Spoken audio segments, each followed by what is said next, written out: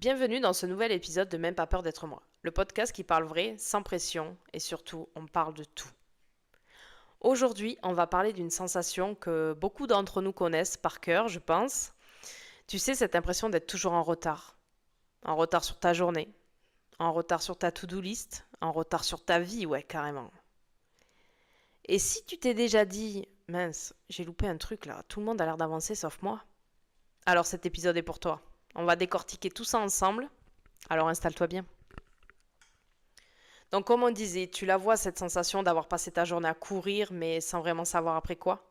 T'as vidé la machine, préparé deux repas, répondu à tes mails, ou au moins tu les as lus et c'est déjà ça. Géré un rendez-vous médical, une petite crise à la maison et là bam, il est 19h. Et toi, t'as même pas pris le temps de respirer. Mais ce qui te fatigue encore plus que la course, c'est ce fond sonore dans ta tête qui résonne. T'es à la bourre. T'aurais dû faire plus. Regarde les autres, eux, comment ils s'en sortent, comment ils avancent. C'est pas juste en fait que tu prends du retard sur ton planning, c'est un sentiment d'être à la traîne dans ta propre vie. Comme si tout le monde était déjà monté dans le train de la réussite, de l'épanouissement, du bonheur, et toi, t'es resté sur le quai avec ton sac et ton café froid. Je pense que tu vois où je veux en venir. La comparaison. Ce sport national non reconnu mais bien pratiqué. Elle se glisse partout, subtilement, sournoisement. Un exemple tout bête. Tu ouvres ton Insta pour te détendre genre 5 minutes. Et là, tu tombes sur la maman parfaite, sourire parfait, bien coiffée, bien habillée, en train de faire son yoga matinal avec un petit mantra inspirant. Son business qui décolle pendant que ses enfants font des puzzles sans en mettre la moitié à la bouche. Et toi, t'es derrière ton téléphone, t'es en pyjama. Il est 14h, t'as mangé un reste de coquillettes de jambon. T'as oublié l'anniversaire de la cousine et ton cerveau ressemble à un onglet Google avec 47 fenêtres ouvertes. Alors forcément, ton cerveau, qu'est-ce qu'il te dit? Tu vois, t'as raté le coche. T'es pas au bon niveau. Tu vas trop lentement. Mais tu sais quoi? Il n'y a pas de ligne d'arrivée.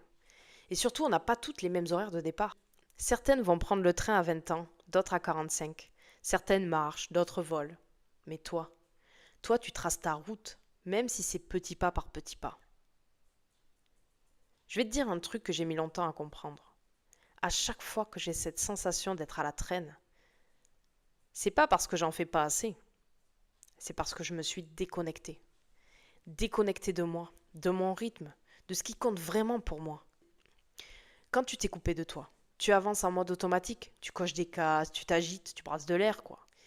Et surtout, tu as l'impression de ne pas vivre ta vie. Je vais te donner 3 choses qui m'aident. La première, tu n'es pas en compétition. Personne ne va te remettre une médaille pour avoir tout fait en premier. Le deuxième, ton rythme est OK. Même si c'est plus lent, plus doux, plus flou parfois, il est juste parce que c'est le tien. Et le troisième, retrouve ce qui te fait kiffer, ce qui te fait sourire sans raison. Et là, tu reprends les commandes.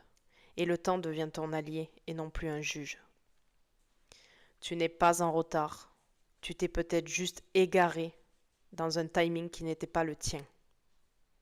Alors oui, peut-être qu'aujourd'hui tu as l'impression de courir dans tous les sens, mais si cette sensation revenait à te dire un truc important, si elle te disait tout doucement, hé, ralentis, reviens à toi, écoute-toi, pas pour t'arrêter, pas pour tout plaquer, mais juste pour te reconnecter à toi.